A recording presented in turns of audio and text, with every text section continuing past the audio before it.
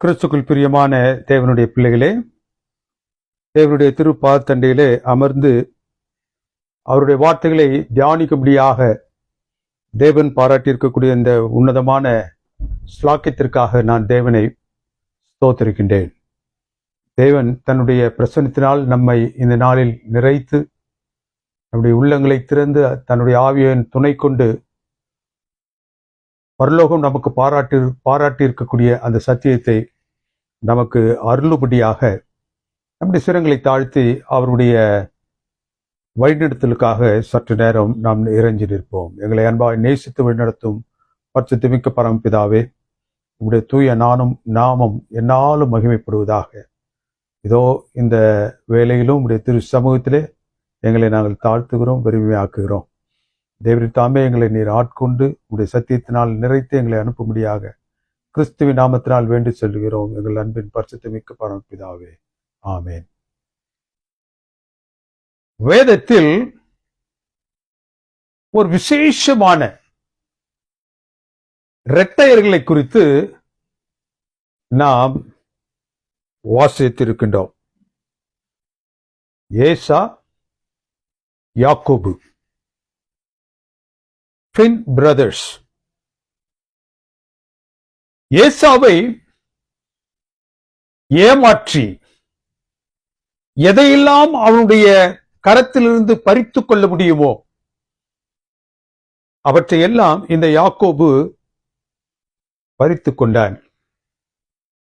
இருவரும் தங்களுடைய தாயின் வயிற்றில் இருக்கும் பொழுது ஏசா முதலாவது பிறந்துவிடக் கூடாது என்பதற்காக அவனுடைய குதிகாலை பிடித்து இழுத்தவன் தான் இந்த யாக்கோபு. ஏசா பசியோடு வேட்டையாடிவிட்டு வரும் பொழுது சூழலை நன்றாக அறிந்திருந்த இந்த யாக்கோபு அவனுடைய சிந்தையை கவரும் வண்ணமாக, அவனுடைய நாவின் ருசியை ஈர்க்கும் வண்ணமாக, அவனுடைய பசியை போக்கும் வண்ணமாக ஒரு சிகப்பான கூழ் ஒன்றை அவன் ஆயத்தம் செய்து வைத்திருந்தான். ஏசா அவனிடத்தில் வந்த மாத்திரத்திலே அந்த கூழுக்கு இணையாக ஏசாவிடம் இருக்கக்கூடிய அந்த சிரேஷ்ட புத்திர பாகத்தை அவன் விலை பேசினான்.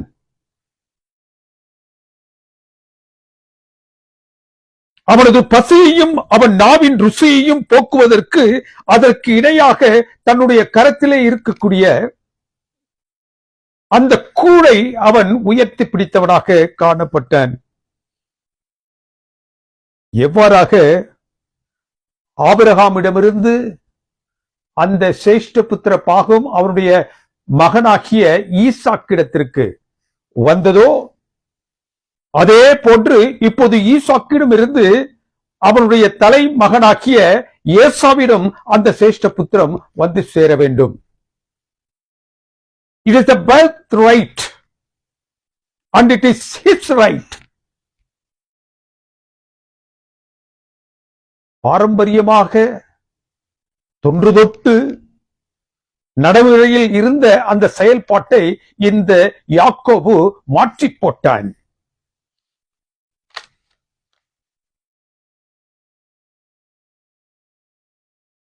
இந்த யாக்கோபிடம் இழந்து போன கூழுக்காக இழந்து போன அந்த சிரேஷ்ட புத்திர பாகத்தை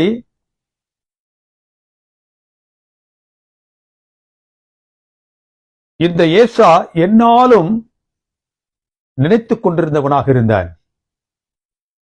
20 வருடங்கள் கழித்து சிரேஷ்ட புத்திர பாகத்தை விற்று போட்ட அல்லது இழந்து போன 20 வருடங்கள் கழித்து மறுபடியுமாக இன்னொரு சூழல்,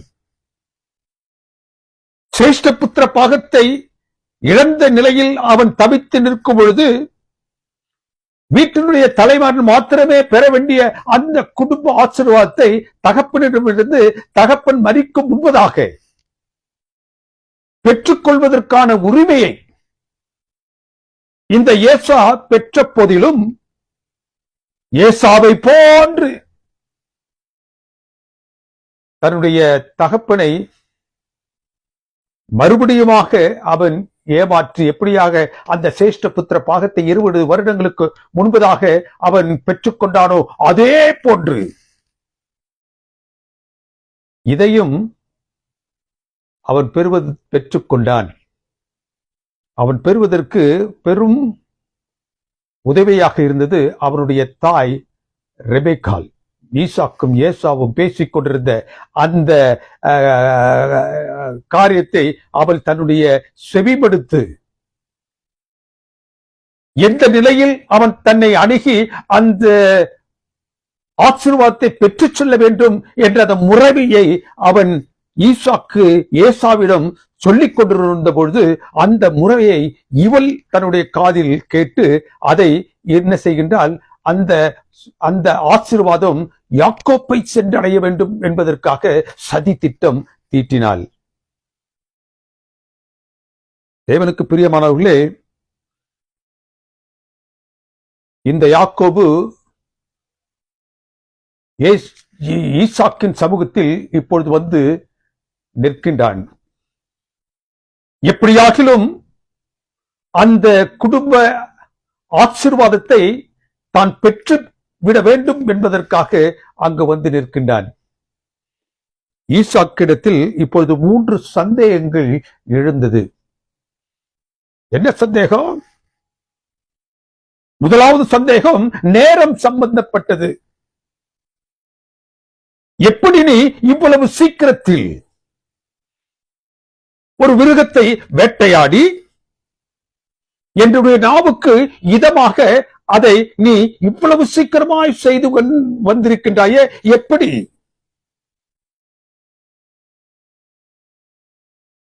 நீ வேட்டையாடும்படியாக அந்த மிருகம் எப்படி உன்னுடைய கரங்களுக்கு அவ்வளவு சீக்கிரமாக சிக்கியது?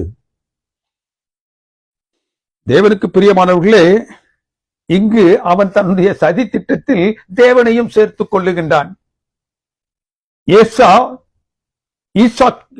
யாக்கோபு ஈசாக்கு நிமித்தமாக இது தேவன், உம்முடைய தேவனாகிய கர்த்தர் எனக்கு அதை நேரிட பண்ணினார். எப்படியாக உன்னுடைய தேவனாகிய கர்த்தர் அதை எனக்கு நேரிட பண்ணினாரோ அதே போன்று இந்த ஆசீர்வாதத்தையும் என் மீதாக வருஷிக்க செய்வார். அவருடைய சதி திட்டத்தில் தேவனுக்கும் ஒரு பங்கை வச்சு அவன் இருக்கின்றான்.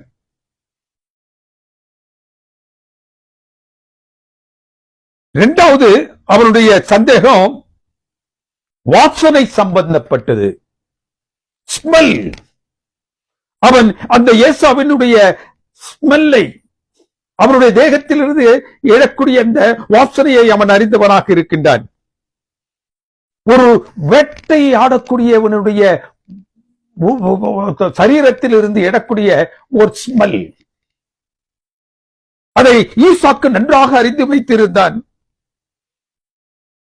எனவே அந்த ஸ்மெல் மூலியமாக அவன் மீதாக அவனிடமாக இருந்து எழக்கூடிய அந்த வாசனையின் மூலமாக அவனை அவர் கண்டுபிடித்து விட வேண்டும் என்பதற்காக அவனை முத்தம் செய்யும்படியாக அழைக்கின்றான். அவன் அருகே செல்லும் பொழுது அந்த வாசனையையும், வயல்வெளிகளில் ஒருவன் வேலை செய்தால் எவ்வாறாக அந்த வேர்வையினுடைய வார்த்தை வருமோ அதே போன்ற நிலையில் அவன் தன்னை காத்துக்கொண்டு அங்கு ஈசாக்கிற்கு முன்பதாக அவன் நின்றான். மூன்றாவது ரோமம் சம்பந்தப்பட்டது. ஈசாக்கு வேட்டையாடக்கூடியவன், நன்றாக தன்னுடைய சரீரத்தை பெற்றிருக்கக்கூடியவன். அவனுடைய சரீரம் முழுவதும் ரோமங்களால் நிறைந்திருந்தது.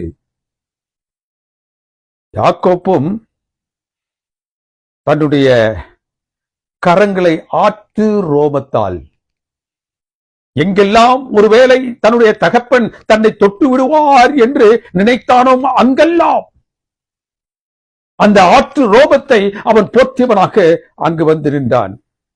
தடை பார்த்தாலும் முகர்ந்து பார்த்தாலும் தன்னை அவர் கண்டுபிடித்து விடக்கூடாது என்பதற்காக எப்படியாகிலும் அவருடைய சமூகத்திலிருந்து புறப்பட்டு வருகிறதான அந்த ஆசீர்வாதத்தை பெற்றே ஆக வேண்டும் என்ற ஒரே சிந்தையில் அவன் அவருக்கு முன்னதாக நிற்கின்றான்.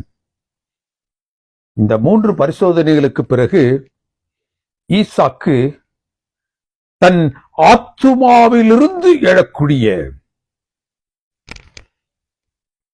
குடும்ப ஆசீர்வாதத்தை, ஒரு குடும்பத்தின் தலைப்பிள்ளைக்கு மாத்திரமே பாராட்ட வேண்டிய அந்த குடும்ப ஆசீர்வாதத்தை அவன் மீதாக அவன் பொழிந்தான். ஏசா வருகின்றான். அவன் தாமதமாக வரவில்லை. அவனுக்கென்று குறித்த நேரத்தில் அவன் வந்து தன்னுடைய தந்தையை சந்திக்கின்றான். ஆனால் அவன் வருவதற்கு முன்பதாக வேதத்தின் பகுதி என்ன சொல்லுகின்றது? இந்த யாக்கோபு இந்த தகப்பனை ஈசாக்கை சந்தித்து எந்த ஆசீர்வாதங்களை நிறைவாக முழுமையாக பெற்றுக்கொள்ள வேண்டுமோ அவற்றை அவன் முழுமையாக பெற்று சென்று விட்டான். தன்னை சிரேஷ்ட புத்திர பாகத்திலும் ஏமாற்றினான். இப்போது 20 வருடங்கள் கழித்து அவன் எனக்கு சொந்தமான, எனக்கு மாத்திரமே வர வேண்டிய அந்த குடும்ப ஆசீர்வாதத்தை அவன் தட்டி பறித்து விட்டான். மனம் கசந்து அழுகின்றான். தன்னுடைய தகப்பனுக்கு முன்பதாக 2 தடவை அவன் ஏமாற்றப்பட்டதை குறித்து அவன் அழுகின்றான். அதையும் நான் இழந்து போனேன், இதையும் நான் இப்பொழுது இழந்து போனேன். வேதத்தின் பகுதி என்ன சொல்லுகின்றது? அவன் மனம் கசந்து உரத்த சத்தமாய் தன் தகப்பனுக்கு உண்ணுவதாக அலறினான். அவனால் இந்த ஏமாற்றத்தை பொறுத்துக் கொள்ள முடியவில்லை, ஏற்றுக்கொள்ள முடியவில்லை. தான் 2 முறை முக்கியமான 2 காரியங்களில் ஏமாற்றப்பட்டு போய்விட்டேனே என்ற ஏக்கம், தனக்கே உரிய 2 முக்கியமான காரியங்களில் அவன் தன்னை ஏமாற்றி விட்டானே என்று அவன் அழுத பொழுது ஈசாக்கு தடுமாறினான். இவ்வளவு பெரிய தவறை நான் இழைத்து விட்டேனே. அப்போது ஈசாக்கின் இடத்துல கேட்கிற, தகப்பனே, நீர் எனக்கென்று ஒரு ஆசீர்வாதத்தை கூடவா வைக்கவில்லை? Esau cried with an exceedingly great, and it was bitter crying. Bless me, oh my father. He took away my birthright, and now the blessings. ஏசா தன் தகப்பனிடத்தில் அலறுவதோடு கூட தான் இழந்த, தான் ஏமாற்றப்பட்ட காரியங்களை அவருடைய சமூகத்தில் அவன் அழுகையின் மூலமாக பேசுகின்றான். கடைசியா கேட்கிறான், have you not reserved one blessing for me? தகப்பனே, ஒரு ஆசீர்வாதத்தை கூட நீர் எனக்காக வைத்து வைக்கவில்லை.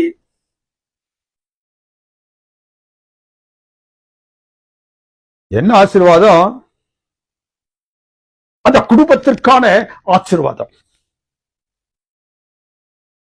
ஆதியாகமத்தின் புத்தகம் 27வது அதிகாரம் 37வது வசனம் என்று சொல்கிறது, நான் அவனை உனக்கு எஜமானாக வைத்து விட்டேன்.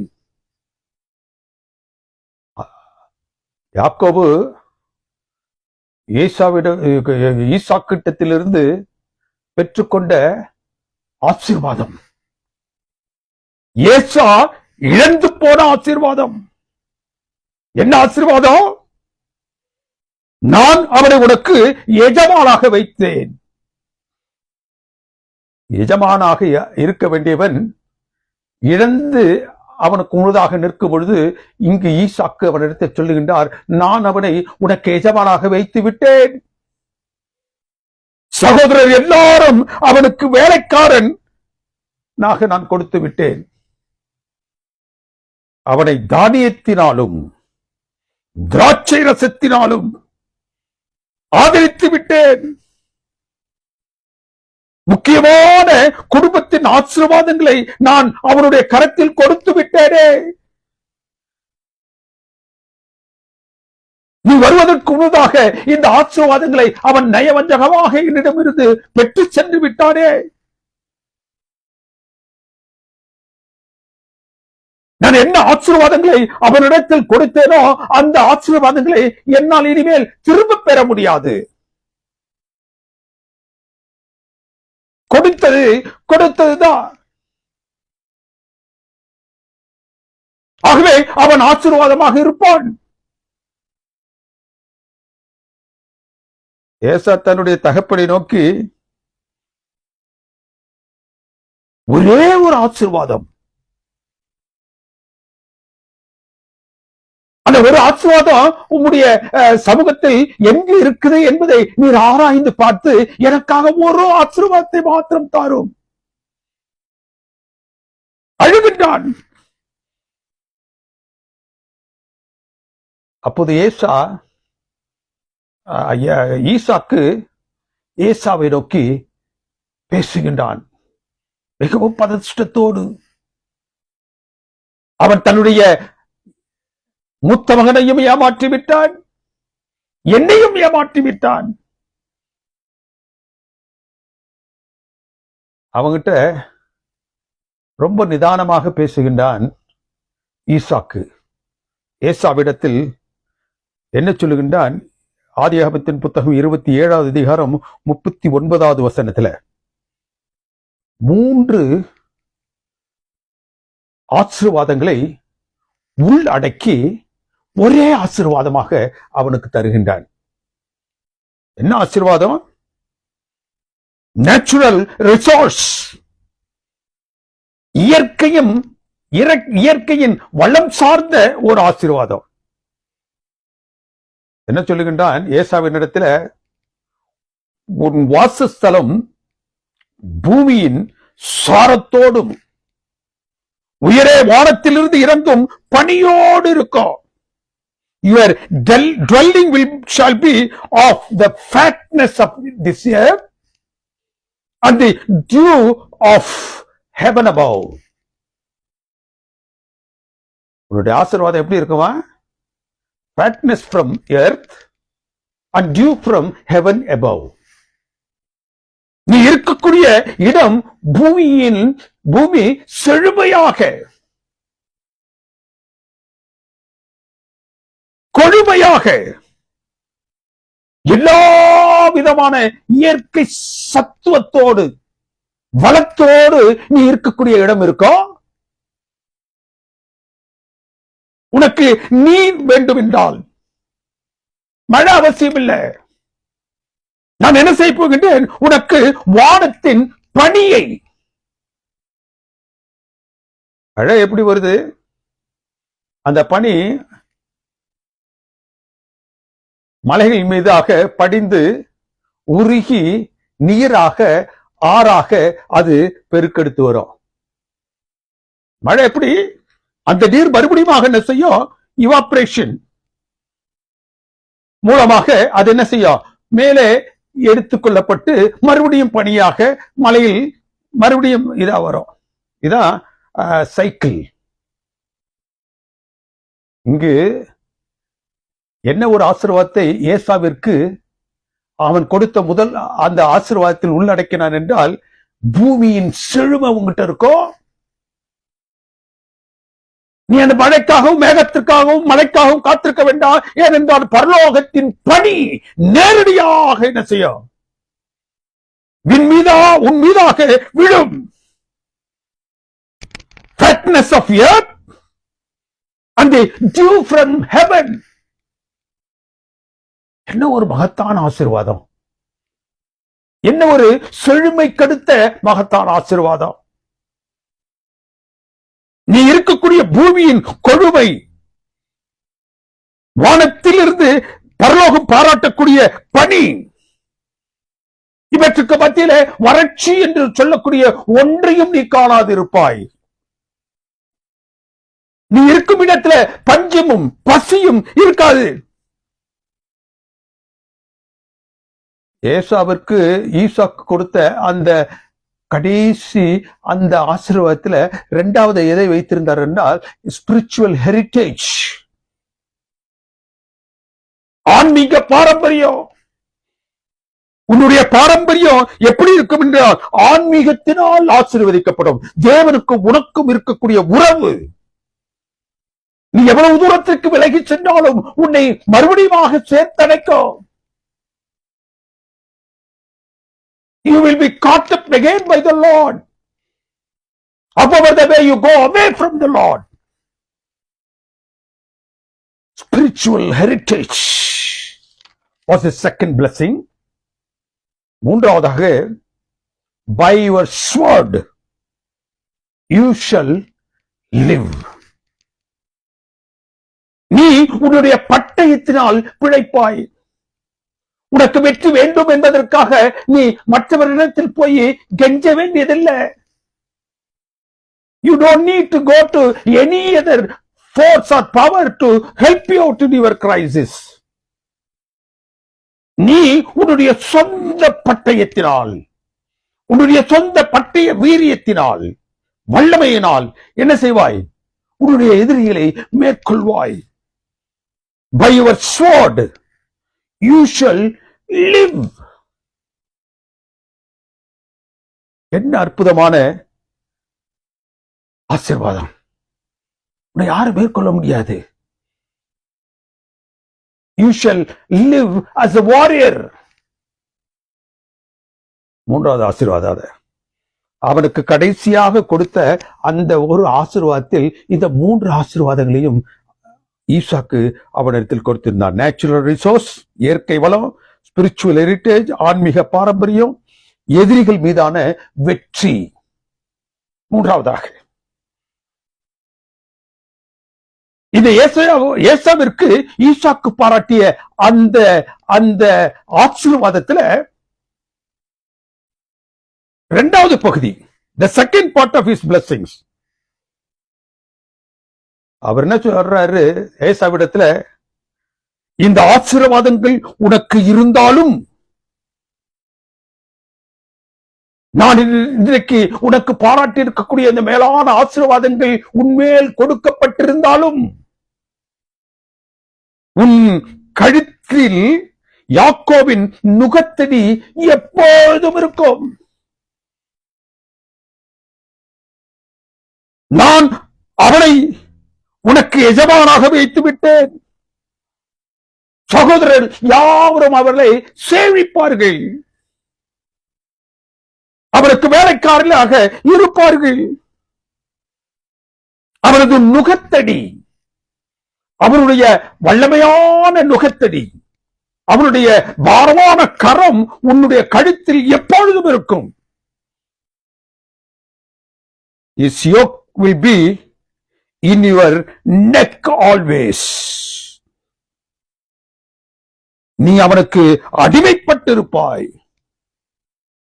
இதுல என்ன ஆசீர்வாதம் இருக்கு? இதுல என்ன ஆசீர்வாதம் இருக்கு? மூன்று ஆசீர்வாதங்களையும் அவனுக்கு தந்தார். அந்த மூன்று ஆசீர்வாதங்களையும் he made it subject to his supremacy. அவருடைய ஆளுமைக்கு கீழாக, யாக்கோபின் ஆளுமைக்கு கீழாக, அவருடைய நுகத்தடி அவருடைய கழுத்தில் இருக்கும் வண்ணமாக நிலைமை இருக்கும் பொழுது அவருடைய ஆசீர்வாதம் அவனில் எப்படி தங்கும்? இப்பொழுது சொல்லுகிறார் ஆசீர்வாதத்தை. என்ன ஆசீர்வாதம்? உன் கழுத்தில் இருக்கிற அவருடைய நுகத்தடியை நீ என்ன செய்வாய்? முறித்து போடுவாய். That is the blessing. நீ அவனை மேற்கொள்ளக்கூடிய காலம் வெகு சீக்கிரத்தில் வரும். அப்பொழுது உன் கழுத்தில் இருக்கக்கூடிய அவனது நுகத்தடி முறிக்கப்பட்டு போகும். ஈசாக்கு ஏசாவுக்கு பாராட்டின ஒரே மீதமான ஆசீர்வாதம் அதுதான். என்ன? ஏசா கழுத்தில் இருக்கக்கூடிய நுகத்தடியை ஏசா முறித்து போடுவான் என்ற ஆசீர்வாதம். யாக்கோபு ஈசாக்கு வஞ்சித்து பெற்ற அந்த ஆசீர்வாதங்களை ஈசாக்கு அவனிடத்திலிருந்து திரும்ப பெறாமல் அதை அவருக்கே கொடுத்துவிட்டு யாக்கோபு தான் பெற்ற ஆசீர்வாதங்கள் நிமித்தம் ஏசாவை காலம் காலமாக அவன் தன்னுடைய ஆசீர்வாதத்தின் பலத்தினால் ஏசா மீதான அந்த நுகத்தை அடிமைப்படுத்தாமல் அவனை இருப்பதற்கு ஈசாக்கு ஏசாவுக்கு ஒரு ஆசீர்வாதத்தை கடைசியா கொடுத்தா அது என்ன ஆசீர்வாதம்னா, அவன் உன் மீதாக பாராட்டக்கூடிய அந்த நுகத்தடியை நீ முறித்து போடுவாய். உன்னுடைய நுகத்தடி முறிக்கப்படும். உன்னுடைய நுகத்தடி முறிக்கப்பட வேண்டும் என்றால் நீ அதற்காக உழைக்க வேண்டும், அயராது உழைக்க வேண்டும். அந்த நுகத்தடியை நீ முறித்து உன்னுடைய வம்சத்திற்கு ஒரு விடுதலையை நீ பாராட்ட வேண்டும். தன்னால் தன்னுடைய அஜாக்கிரதையினால் இழந்து போன சேஷ்ட புத்திரப்பாகம், ஆசீர்வாதம், இவற்றை மறுபடியுமாக நீ பெற வேண்டும் என்றால் அதற்காக உழைக்க வேண்டும். தேவனுடைய சமூகத்தில் உன்னை தாழ்த்த வேண்டும். It is conditional blessings. உனக்கு fatness of earth and dew of heaven இருந்தாலும் நீ உன் பட்டயத்தினால் உன் எதிரியை வென்று போடக்கூடிய வலிமை உன்னிடத்தில் இருந்தாலும் உன்னுடைய கழுத்தில் இருக்கக்கூடிய நுகத்திரியை நீ முறிக்கும் வரை அதை நீ சுமந்துத்தான் தீர வேண்டும். என்ன ஆசீர்வாதத்தை அவனுக்கு பாராட்டுகிறாரு? அந்த நுகத்தடியை நீ என்ன செய்வாய்? முறித்து போடுவாய். That is the blessing. What is the yoke? என்ன நுகத்தடி? ஆதியாகமத்தின் புத்தகம் 28வது அதிகாரம் 1வது வசனத்துல ஈசாக்கு யாக்கோபை அழைத்து அவனை ஆசீர்வதித்து, நீ கானானிய குமாரத்திகளில் பெண் கொள்ள வேண்டாம். பதான் அராமில் இருக்கின்ற உன் தாய் மாமனாகிய லாபான் இடத்திற்கு சென்று அவனுடைய குமார்த்திகளில் ஒருவளை என்ன செய்ய உனக்காக மனம் முடித்துக்கொள். அவன் அந்நிய ஜாதியில் பிணைக்கப்பட்டு விடக் கூடாது என்பதற்காக ஒரு எச்சரிப்பை யார் கொடுக்கின்றது? இந்த ஈசாக்கு தன்னுடைய 2வது மகனாகிய யாக்கோபுக்கு கொடுக்கின்றார். Don't ever go to Canaan. உன்னுடைய சொந்தமாகிய உன்னுடைய ஜனத்தாலாகிய லாபானிடத்திற்கு சென்று அங்கு அவனுடைய குமாரத்திலில் ஒருவரை நீ எடுத்துக்கொள். ஆதியாகமத்தின் புத்தகம் 8வது அதிகாரம் 8வது வசனத்துல கானானியருடைய குமார்த்திகளில் ஈசாக்கின் பார்வைக்கு ஆகாதவர்கள் என்று இந்த ஏசா நன்றாக அறிந்திருந்தான். ஏசாவுக்கு பிடிக்காத அந்த கானானிய தேசத்தில் பெண்களில் ஒருத்தியை அவன் பெற வேண்டும் என்பதற்காக, போட்டிக்காக. ஆதியாகமத்தின் புத்தகம் 26வது அதிகாரம் 2வது வசனம் என்ன சொல்கிறது? ஏசா கானான் தேசத்து பெண்களில் ஏலோனின் குமார்த்தியாக ஆதாலை விவாகம் பண்ணினான். இன்னும் இன்னொரு பெண்ணையும் அவன் அங்கேயே விவாகம் பண்ணினான். அதோடு விட்டுட்டானா?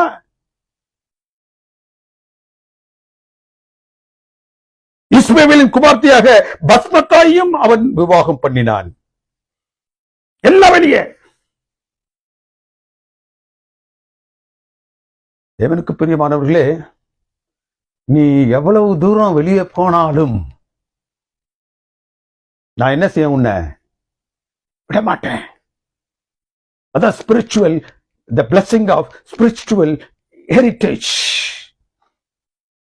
தேவனுக்கும் உனக்கும் இருக்கக்கூடிய அந்த உறவு என்ன செய்யாது? அச்சு போகாது. ஏதோமியர்கள் யார் தெரியுமா? ஆதியாகமத்தின் புத்தகம் 36வது அதிகாரம் 8வது வசனத்தை பாத்தீங்கன்னாக்கா, ஏசாவிற்கு மற்றொரு பெயர் ஏதோம். ஏசாவுக்கு மற்றொரு பெயர் என்ன? ஏதோம்.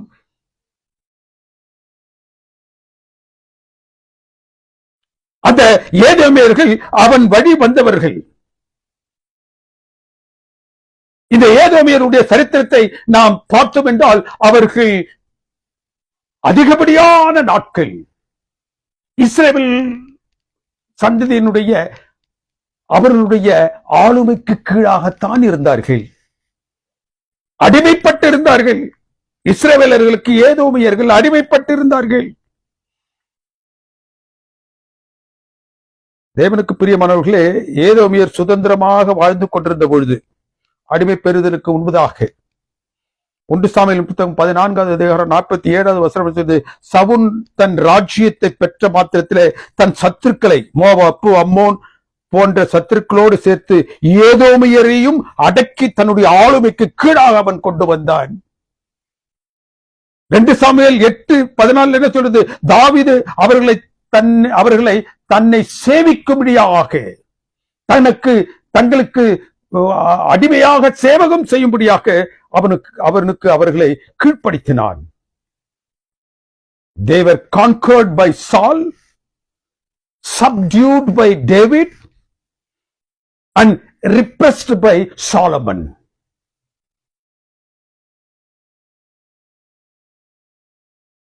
சவுலினால் அவர்கள் மேற்கொள்ளப்பட்டார்கள். தாவீதினால் அவர்கள் அடிப்படிதலுக்கு தங்களை ஒப்புக் கொடுத்தார்கள். சாலமோனினால் அவர்கள் ஒடுக்கப்பட்டார்கள். இந்த ஒரு சூழ்நிலையில் நீ யாக்கோபின் நுகத்தடியை முறித்து போடுவாய் என்ற ஈசாக்கின் ஆசீர்வாதம், a significant fulfillment occurred during the reign of Jeroboam of Judah. இந்த அடிமைத்தனம், இஸ்ரவேலருக்கு கீழே இருக்கக்கூடிய நிலையில் இருக்கக்கூடிய இந்த அடிமைத்தனம், இந்த நுகத்தடி எப்போது முறிக்கப்படும்? ஈசாக்கு ஏசாவினிடத்தில் அப்பொழுதே சொல்லிவிட்டான், நீ அனுபவப்பட்டிருப்பாய், ஆனால் அந்த நுகத்தடியை முறிப்பாய். 2 ராஜாக்களின் புத்தகம் 8வது அதிகாரம் 20வது வசனம் என்று சொல்லுது, யூதாவின் ராஜாவாகிய யோராம் ஆளுகை செய்து கொண்டிருந்த நாட்களிலே ஏதோமியர் அவனுக்கு விரோதமாக எழும்பி கலகம் செய்தார்கள். அவனுக்கு எதிராக கலகம் செய்த பொழுது அதை ஏற்க முடியாது போன அந்த யோராம் ராஜா அவர்களை விட்டான். They broke the oppressive power of Joram. எப்போ ஏசா சொன்னது எப்பொழுது நடைபெறுகின்றது? எப்பொழுது ஈசாக்கு சொன்னது ஏசாவின் இடத்தில் எப்பொழுது நடைபெறுகின்றது? ஏசா வாழ்ந்த காலம் 1977 BC. யோராம் ஆளுகை செய்து அந்த ஆளுகையிலே இவர்கள் அந்த அடிமைத்தனத்தை முறித்து வெளியே வந்தது எப்பொழுது? 841 BC. ஆக எவ்வளவு நாட்கள் கழித்து ஈசாக்கு ஏசாவுக்கு சொன்ன அந்த உன்னுடைய யாக்கோப்பினுடைய அந்த நுகத்தடியை நீ முறித்து போடுவாய் என்ற அந்த ஒரு வாக்கு எப்போது நிறைவேற்று என்றால் 1136 வருடங்கள் கழித்து இஸ்ரவேலுடைய அந்த கரத்தில் இருந்து ஏதோமியர்கள் வெளியில் வந்தார்கள். இஸ்ரவேலரின் ஏதோமியர் மேலான நுகத்தடி முறிக்கப்பட்டது. The history of Edom was a perpetual struggle against the supremacy of Israel. It came to an end only when they revolted against it. அந்த யோக்கு முறிக்கப்படும் பொழுது தான் அவர்கள் மீதான அவர்களுடைய கரம் விலக்கப்பட்டது. அதோடு விட்டார்ல. தேவனுக்கு பிரியமானவர்களே, வேதம் என்ன சொல்கிறது? they were incorporated into Jewish state and furnished with the dynasty of princes. அவங்க என்ன செஞ்சாங்களா, இந்த சவுல், தாவீது, சாலமோன் அவருக்கு பின்பாக வந்தவர்கள் என்ன செய்தார்கள்? அவர்களை இணைத்தார்கள். ஏதோமியரை இணைத்தார்கள். அவர்களுக்கு விருத்த சேதனம் செய்தார்கள். மறுபடியுமாக அவர்கள் தேவனுடைய சமூகத்தில் வருவதற்கான சூழலை அவர்கள் ஏற்படுத்தினார்கள். இப்போது நுகத்தடி முழுவதுமாக முறிக்கப்பட்டது. ஏசாவிடமிருந்து ஏமாற்றி சிரேஷ்ட புத்திர பாகத்தை பெற்ற யாக்கோபு அவருடைய சிரேஷ்ட புத்திர பாகத்தில் இருக்கக்கூடிய அவனுக்கு வந்து சேர வேண்டிய குடும்ப ஆசீர்வாதத்தையும் தட்டி பறித்துக் கொண்டான். ஆனால் தேவன் குடும்ப ஆசீர்வாதத்தை பெற்ற யாக்கோபை காட்டிலும் வேதத்தின் பகுதியை நன்றாக தியானித்து பார்ப்பீர்கள் என்றால், சிரேஷ்ட புத்திர பாகத்தை பெற்ற யாக்கோபு தன்னுடைய தகப்பனிலிருந்து குடும்ப ஆசீர்வாதத்தை, முதல் மகனுக்கு கொடுக்கப்பட வேண்டிய அந்த ஆசீர்வாதத்தையும் பெற்றுக்கொண்ட அந்த யாக்கோபு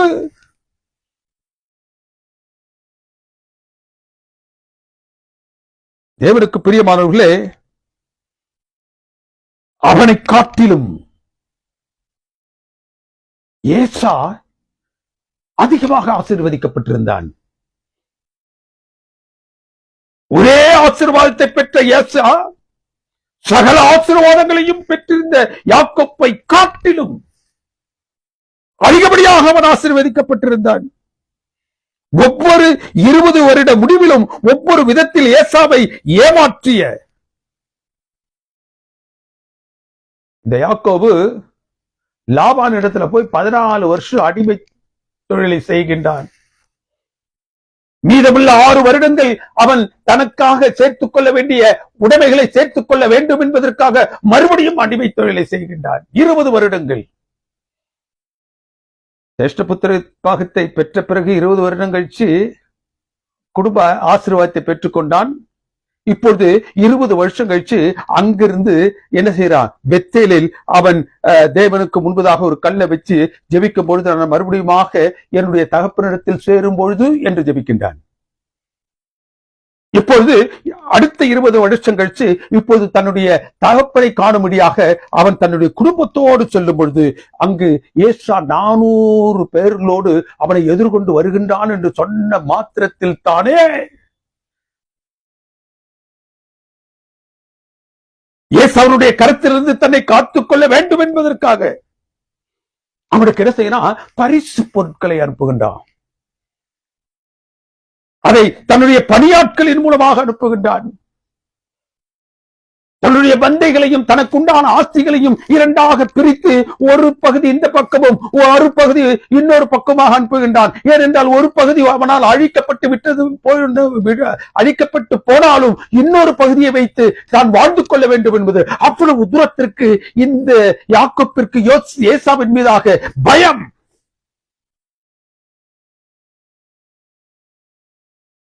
ஈசாக்கிரமாக ஏசா பெற வேண்டிய முழு ஆசீர்வாதத்தையும் நீ பெற்று அதன் மூலம் நீ பெற்ற ஆசையை அதன் ஒரு பகுதியை எனக்கு பரிசாக கொண்டு வருகின்றாயா? ஏசா கேட்கிறா. You had already cheated me. அதை மறைப்பதற்காக இப்போது எனக்கு முன்பதாக நீ வெகுமதிகளை கொண்டு வருகின்றாயா? என்னிடம் உயிர் பிச்சைக்காக வெகுமதிகளை நீ அனுப்புகின்றாயா? என்னுடையதை நீ அபகரித்துக் கொண்டு நீ ஈட்டிய அந்த சொத்தில் ஒரு பகுதியை வெகுமதியாக எனக்கு இப்பொழுது அளிக்க இருக்கின்றாயா? அவன் சொல்றான், அதைவிட நீ இந்த 20 வருடங்களாக நீ உனக்காக பெற்ற ஆஸ்திகளை காட்டிலும் எவ்வளவு தூரத்திற்கு நீ ஆசீர்வதிக்கப்பட்டிருக்கின்றாய் என்று சொல்லக்கூடிய அளவில் நீ பெருமிதம் கொண்டிருக்கின்றாயோ அதை காட்டிலும் எனக்கு நம் தகப்பன் என் தன்னிடத்தில் அதிக கடைசியாக இருந்த ஒரு ஆசீர்வாதத்தை எனக்கு கொடுத்து என்னை ஆசீர்வதித்தார். அந்த ஆசீர்வாதத்தை கொண்டு நான் உன்னை காட்டிலும் அதிக பொருள் உடையவனாக, அதிக ஆஸ்தி உடையவனாக, எல்லாவற்றுக்கும் மேலாக அதிக சமாதானத்தோடு, உயிர் பயம் இல்லாமல், நீ வளத்தை பெற்றிருந்தாலும் உன்னில் இருக்கக்கூடிய அந்த உயிர் பயம் உன்னை கொன்று கொண்டிருக்கின்றது. அது எனக்கு இல்ல. நீ எல்லாவற்றையும் பிரித்து சென்றாய், பறித்து சென்றாய். என்னுடைய தகப்பனிடத்திலிருந்து நான் பெற்றுக்கொண்ட ஒரு ஆசீர்வாதத்தின் வழியாக இவ்வளவு தூரத்திற்கு ஆசீர்வதிக்கப்பட்டிருக்கின்றேன். இவ்வளவு தூரத்திற்கு நான் ஆசீர்வதிக்கப்பட்டிருக்கின்றேன் என்ற சமாதானம் இருக்குது. யாரை கண்டும் எனக்கு பயம் இல்லை. I am also equally blessed as you are. And so you take away the gifts that you are offering me now. எவற்றை எல்லாம் வெகுமதியாக நீ எனக்கு கொடுத்து என்னை ஆசுசப்படுத்த விரும்புகின்றாயோ அவற்றை எல்லாம் நீ திரும்ப பெற்றுக்கொள். I have everything. In fact, I have more than what you have. ஆதியாகமத்தின் புத்தகம் 33 அதிகாரம் 9 வசனம் சொல்லுது, என் சகோதரனே, எனக்கு போதுமானது என்னிடமாக இருக்கின்றது, உன்னுடையது உனக்கு இருக்கட்டும். You live by what you have hand.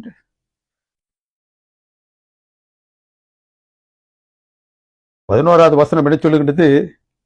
தேவன் எனக்கு அனுக்கிரகம் செய்திருக்கின்றார். ஆதியாகமத்தின் புத்தகம் 33 அதிகாரம் 11 வசனம், தேவன் எனக்கு அனுக்கிரகம் செய்திருக்கின்றார், எனக்கு வேண்டியதெல்லாம் என்னிடத்தில் உண்டு,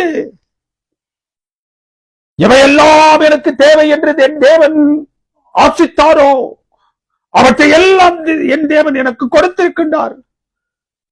Through my spiritual heritage, that was one of the blessing that I received from our Father. அந்த ஆவிக்குரிய நிலையில் தேவனோடு எனக்கு இருக்கக்கூடிய அந்த தொடர்பு நிமித்தமாக தேவன் பாராட்டக்கூடிய ஆசீர்வாதங்கள் எனக்கு இருக்கின்றது. 33 அதிகாரம் ஆதியாகமத்தின் புத்தகம் 4வது வசனம் என்ன சொல்லுகின்றது? ஏசா அவனுக்கு எதிர்கொண்டு போய், he runs toward him. அவனுக்கு ஒரே பயம். ஏனென்றால் அவன் ஏமாற்றியவன், நயவஞ்சகன். குடும்பத்தில் இருந்து கொண்டே ஒன்றுக்கு பிறகு ஒன்றாக என்ன மோசமெல்லாம் தன்னுடைய சகோதரனுக்கு செய்ய வேண்டுமோ அவற்றை எல்லாம் செய்து தீர்த்தவன். அவனுக்கு பயம். எங்கே அவன் வேகமாக ஓடி வந்து தன்னை கொன்று போட்டு விடுவானோ என்ற பயம். ஏசா ஓடி சென்றான், அவனை தழுவினான். அந்த வசனத்தை வாசிங்க. 33 அதிகாரம் 4வது வசனத்துல ஏசா அவனுக்கு எதிர்கொண்டு போய் அவனை தழுவி அவனுடைய கழுத்தை கட்டி கொண்டு அவனை முத்தம் செய்தான்.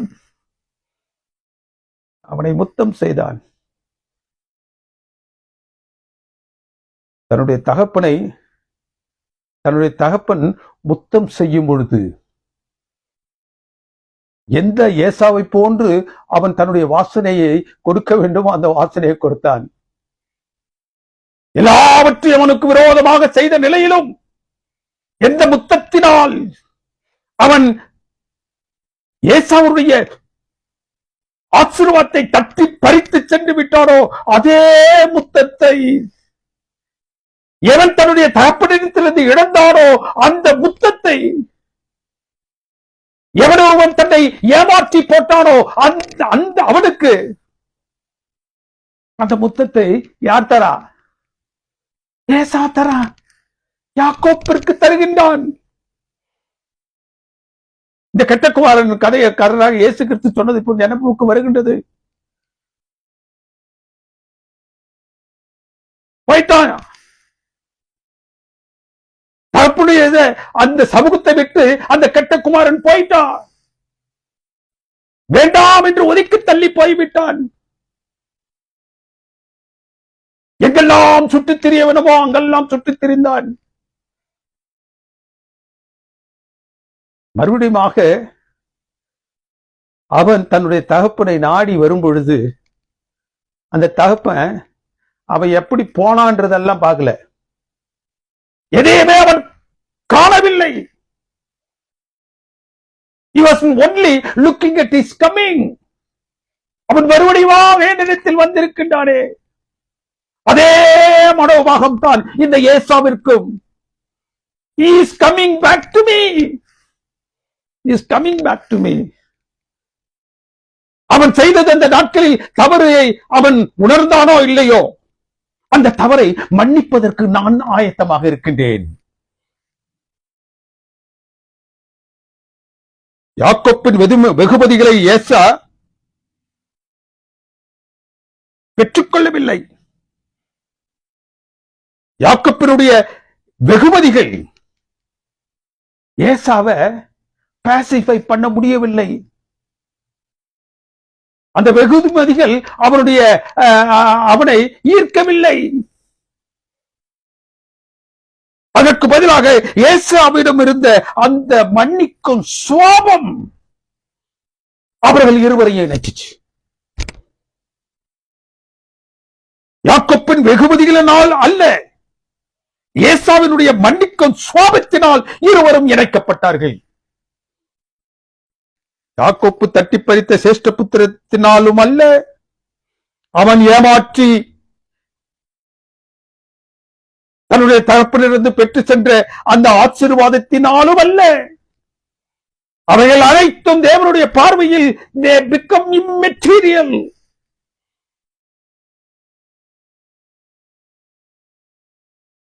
அவர்கள் எப்படி இணைந்தார்கள்?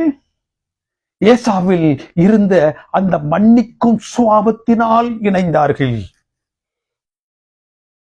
ஏசாவிடத்தில் காணப்பட்ட அந்த மன்னிக்கும் சுவாபத்தினால். இவங்கிட்ட எல்லா ஆசீர்வாதங்களையும் பெற்று சென்று வெற்றியோடு நான் திரும்பி வருகின்றேன் என்று வரக்கூடிய அந்த யாக்கோபு கிட்ட இருந்தது என்ன? பயத்தின் ஆவி. ஏனென்றால் அவன் தேவனுடைய சமூகத்திற்கு விரோதமாக என்னவெல்லாம் செய்தான் என்பது அவனுடைய உள்ளத்தில் இருந்தபடியினால் ஏசாவை பார்ப்பதற்கு அவன் பயந்தான். ஆனால் ஏசாவின் இடத்தில் இருந்தது மன்னிக்கும் ஆவி.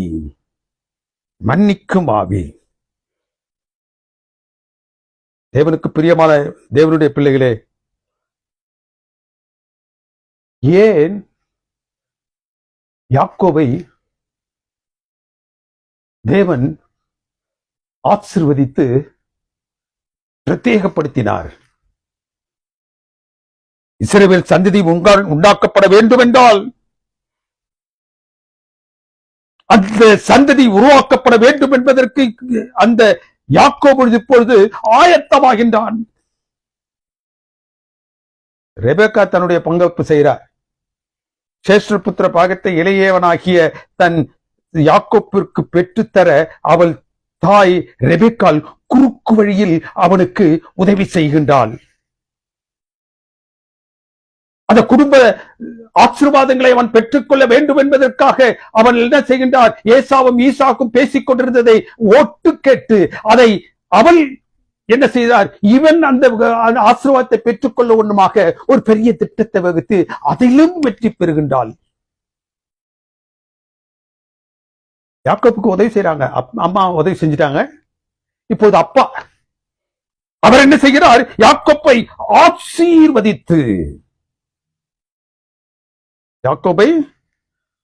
ஆசீர்வதித்து ரொம்ப அருமையா அந்த அதிகாரம் துவங்கும். என்ன செஞ்சாரா? நீ கானானிய பெண்ணை மனம் கொள்ளாமல் உன் தாயின் சகோதரனாகிய லாபானிடத்தில் சென்று நீ என்ன செய்ய? ஒரு குமாரத்தியை கொள் என்றான். இவ மற்ற காரியங்கள்லாம் இவ செஞ்சு முடிச்சிட்டா. இப்பொழுது அடுத்து என்ன செய்ய வேண்டுமோ அதை ஈசாக்கு சொல்லுகின்றான். என்ன சொல்லுகின்றான்? நீ போய் அந்நிய நுகத்தில் நீ உன்னை பிணைத்துக் கொள்ளாதே, உன்னுடைய ரத்த உறவாக்கிய அந்த லாபானிடத்திற்கு சென்று அவனுடைய குமார்த்திகளில் ஒருவரை என்ன செய்ய? உனக்காக எடுத்துக்கொள். ரெபெக்கா தன் பங்கை செய்து விட்டால் ஈசாக்கு அவனுடைய பங்கை அவன் அங்கு செய்து விட்டான். தேவன் சும்மா இருப்பாரா? அவனுடைய பெயரை தேவன் மாற்றுகிறார். இதுவரைக்கும் எத்தனாக இருந்த அந்த யாக்கோபின் பெயரை தேவன் என்ன செய்கிறார்? மாற்றுகிறார். இஸ்ரவேல் என்று மாற்றுகின்றார். எத்தனை அவர் இப்பொழுது தகுதிப்படுத்துகின்றார். எதற்காக? அவருடைய வம்சம் என்ன செய்யணும்? மேலே வர வேண்டும் என்பதற்காக. ஆபிரகாமை அவனுடைய தேசத்திலிருந்து வெளியே எடுத்து தனக்கென்று ஒரு விசேஷமான சந்ததியை அவன் வழியாக பெறுவதற்கு அவனுடைய பேரனாக யாக்கோவை அவர் தெரிந்து கொண்டு அவருடைய 12 குமாரர்கள் நிமித்தமாக அந்த சந்ததியை அவர் என்ன செய்யாரு? கொண்டு வருகின்றார். ஏன்? அந்த சந்ததியில் இருந்தான் மேசியா வரணும். அந்த சந்ததியில் இருந்தால் இந்த உலகத்தை மீட்கும் பொருளாக கர்த்தராகிய இயேசு கிறிஸ்து வர வேண்டும். இஸ்ரவேல் புத்திரரை அவர் தெரிந்து கொண்டார். எந்த விசேஷமான ஒரு சந்ததி வெளிவர வேண்டும் என்று இஸ்ரவேல் புத்திரரை அவர் தெரிந்து கொண்டாரோ, முதலாவது யாக்கோப்பு தன் தடுப்பினருமாக இருந்து குடும்ப ஆசீர்வாதத்தை ஏமாற்றி பெற்றானோ, அந்த ஆசீர்வாதம் துவங்கி அந்த இஸ்ரவேல் சந்ததியை யுக நெடுகிலும் அவர் ஆசீர்வதித்தார். அந்த யாக்கோபை ஆசீர்வதித்ததிலிருந்து ஆசீர்வாதத்தின் மேல் ஆசீர்வாதம் இந்த இஸ்ரவேல் சந்ததிக்கு வந்து கொண்டே இருந்தது. ஏனென்றால் அந்த இஸ்ரவேல் சந்ததியிலிருந்து மேசியா வர வேண்டும். பரலோகத்தின் அந்த விமோசன திட்டம் நிறைவேற வேண்டும். எதற்காக தேவன் அந்த சந்ததியை ஆசீர்வதித்து பிரத்யேகப்படுத்தி வந்தாரோ, அந்த இஸ்ரவேல் புத்திரர் மேசியாவை ஏற்றுக்கொள்ளவில்லை.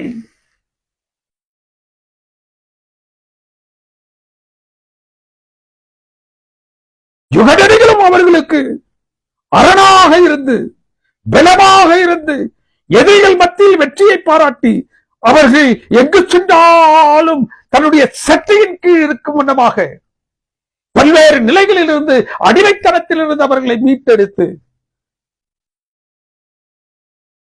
எவ்வளவோ செய்து வந்தார். எதற்காக? மேசியாவில் வந்து பிறப்பார். அதன் நிமித்தமாக இந்த உலகத்தை நான் என்ன செய்யணும்? ரட்சிக்கணும். பிரியமானவர்களே, எதற்காக, எந்த ஒரு விசேஷித்த நோக்கத்திற்காக அவர்களை ஆசீர்வதித்து வழிநடத்தி வந்தாரோ, அந்த ஒரு காரியத்தை அவங்க என்ன செஞ்சிட்டாங்க? ஏற்றுக்கொள்ளவில்லை. மேசியாவை அவர்கள் புறம் தள்ளினார்கள்.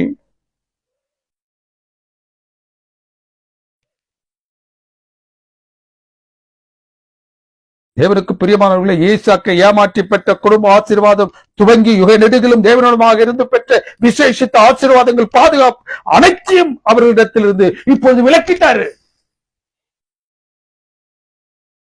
இப்ப என்ன சொல்றாரு? அந்த மேசியாவை எவன் ஒருவன் ஏற்றுக்கொள்கின்றானோ அவனுக்கு அந்த ஆசீர்வாதம். It is not going to be the family blessings of Israel. அந்த ஆசீர்வாதத்தை வெளியே எடுத்துட்டாரு. எவன் ஒருவன் மேசியாவை ஏற்றுக்கொள்கின்றானோ அவனுக்கு அந்த ஆசீர்வாதம். மேசியாவை ஏற்றுக்கொள்கிறவரிடமாக அந்த ஆசீர்வாதத்தை அவர் திருப்பினார். தன்னுடைய தாய் தகப்பன் உதவியோடு அந்த குடும்ப ஆசீர்வாதத்தை முழுமையாக பெற்ற யாக்கோபு ஏசாவை சந்திப்பதற்கு பயந்தான். அவரை தன் ஆசீர்வாதத்தின் பெருக்கத்தை காணும்படியாக செய்ய வெகுமதிகளை அவன் அனுப்பினான். ஆனால் தன் தகப்பனிடமிருந்து மிகவும் வேதனையோடு அழுகையோடு பெற்ற ஒரே ஒரு ஆசீர்வாதம் யாருக்கு? இந்த ஏசாவிற்கு ஒரே ஒரு ஆசீர்வாதம். பொதுவாக குடும்பத்தில் ஆசீர்வாதம் என்று சொல்லக்கூடிய பட்டியலில் இல்லாத ஒன்றை ஏசாவிற்கு ஈசாக்கு ஆசீர்வாதமாக கொடுத்தான். It was not listed in the blessings that is to be given to the firstborn.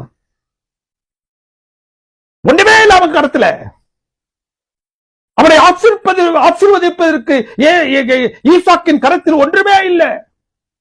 இப்போது இல்லாத ஒன்றை அவன் ஏற்படுத்தி அந்த ஒரு ஆசீர்வாதத்தை அவனுடைய கரத்தில் கொடுக்கின்றான். அந்த வெகுமதியோடு தன்னிடமாக வந்து அவனிடமாக தன் மன்னிக்கும் பண்பை அவன் காட்டினான். ஏசா காட்டினான். தேவன் என்னையும் ஆசீர்வதித்தார். அவன் எல்லாத்தையும் பெற்றுக்கிட்டு போயிட்டான். அந்த லிஸ்ட்ல இருக்கக்கூடிய எல்லாம் completely he has taken away. லிஸ்ட்ல இல்லாத ஒன்று, தன்னுடைய தகப்பனுடைய வாயிலிருந்து மலர்ந்த ஒரே ஒரு ஆசீர்வாதம். அந்த ஒரு ஆசீர்வாதத்தை இவன் இறுக பற்றி கொண்டு அவனிடத்தில் சொல்லுகின்றான், தேவன் என்னையும் ஆசீர்வதித்தார். உன்னுடைய ஆசீர்வாதங்களை காட்டிலும் என்னுடைய ஆசீர்வாதங்கள் பெருசு. யாக்கோபே, நீ எந்த குடும்ப ஆசீர்வாதங்களின் வழியாக மேசியாவையும் அவர் பாராட்டக்கூடிய ரட்சிப்பையும் அவரை ஏற்றுக்கொள்ளாது போனீர்களோ, அந்த ஆசீர்வாதத்தை என்ன செஞ்சாரு? நம்முடைய தகப்பன் எனக்கு கொடுத்துட்டார். It was not in the schedule. It was not in the list. இஸ்ரவேலுக்கு கொடுக்க வேண்டிய எல்லா ஆசீர்வாதங்களையும் அவர் கொடுத்து விட்டார்.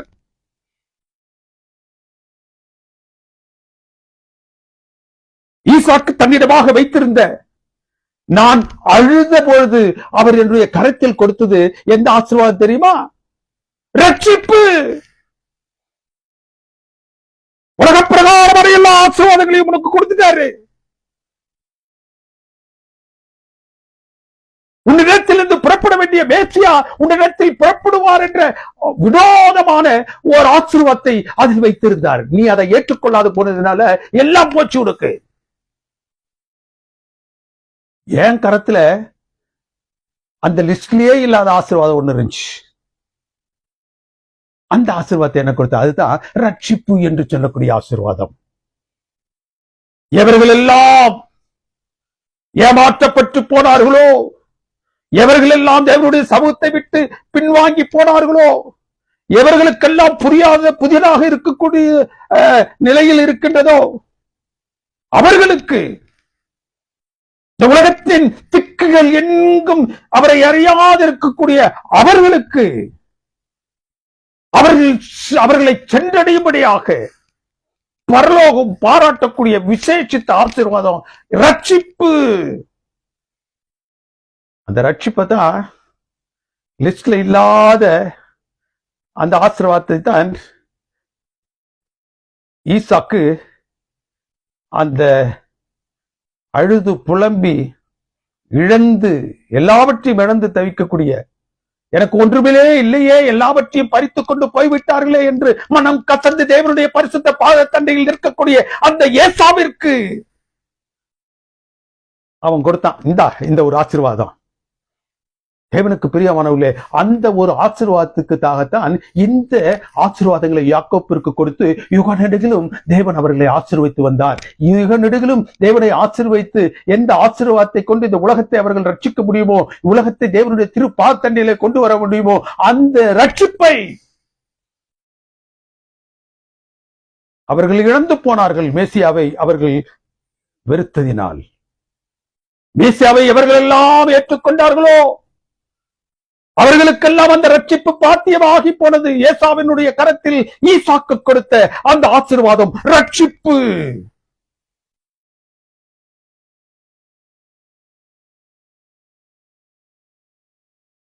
தேவன் இஸ்ரவேலுக்கு தான் தெரிந்து கொண்டத சந்ததிக்கு எல்லா ஆசீர்வாதங்களையும் கொடுத்தார். விசேஷித்த ஜனமாக அவர்களை பாவித்தார். அவர்களுடைய எல்லாருடைய எதிரிகளுடைய கரத்திலிருந்தும் அவர்களை விசேஷமாக என்ன செஞ்சார்? காத்தார். அடிமைத்தனத்தை முறித்தார்.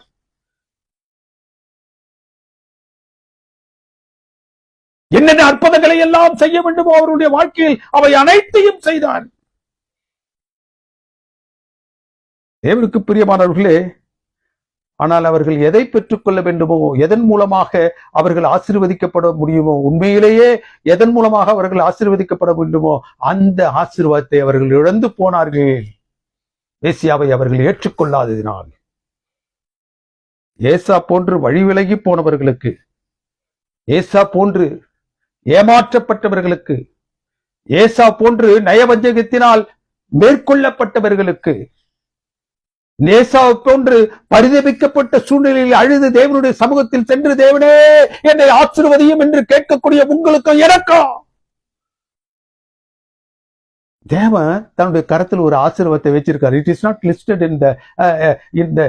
in the list of blessings. It is a special blessing. ஏசாவுக்கு கொடுத்த அந்த blessing போன்று அவன் விலகி சென்றான். He was so furious about his family. தாயும் இப்படி செஞ்சிட்டா, தகப்பனும் இப்படி செஞ்சிட்டா, விலகி போனான். தேவனுக்கு பிரியமானவர்களே, இந்த ரட்சிப்பு என்று சொல்லக்கூடிய ஒரு ஆசீர்வாதத்தை வச்சு அவனை எடுத்துக்கிட்டார். Come come. இன்றைய நாட்களில் இந்த அனுபவம் நம்மிடத்தில் அதை தான் பேசுகின்றது. ஆசீர்வாதம் இழந்து நாம் காணப்படுகின்றோமா? என்னுடைய ஆசீர்வாதத்தை இன்னொருத்தன் பறித்து சென்று விட்டானே, நான் தள்ளப்பட்டு விட்டேனே, ஏமாற்றப்பட்டு விட்டேனே, மோசமாகி விட்டேனே என்ற நிலையில் நீங்கள் புலம்புகின்றீர்களா? ஏசாவை போன்று தேவன் அழைக்கின்றார். தேவன் அழைக்கின்றார். அந்த ஆசீர்வாதத்தெல்லாம் விடு. உனக்கு வினோதமான ஒரு ஆசீர்வாதத்தை என்னுடைய கரங்களில் வச்சிருக்கிறேன். ஏசாவிடத்தில் கொடுத்த அந்த ஆசீர்வாதம் ரட்சிப்பு, சால்வேஷன். அந்த ரட்சிப்பை நீங்களும் நானும் பெறுவதற்கு தேவன் இந்த அருமையான வேத பகுதியை நமக்கு கொடுத்திருக்கின்றார். உலகத்தால் கைவிடப்பட்டவர்களாக இருக்கின்றோமா? குடும்பத்தால் கைவிடப்பட்டவர்களாக இருக்கின்றோம், மோசமாக்கப்பட்டவர்களாக இருக்கின்றோமா? நம்முடைய வாழ்க்கையில் நாம் எதிலுமே வெற்றி காணாமல் இருக்கின்றோம் என்று நினைக்கின்றோமா? தேவனுடைய பரிசுத்த பாதத்தை நீங்களும் நானும் ஏசாவை போன்று வரும்பொழுது அவர் நமக்காக தேவனுக்கு பிரியமானவர்களே ஒரு ஆசீர்வாதத்தை வச்சிருக்கிறார். அந்த ஆசீர்வாதம் தான் ஆசீர்வாதங்களிலேயே ஆசீர்வாதம், எல்லாவற்றிலும் பெரிய ஆசீர்வாதம் ரட்சிப்பு என்று சொல்லக்கூடிய ஆசீர்வாதம்.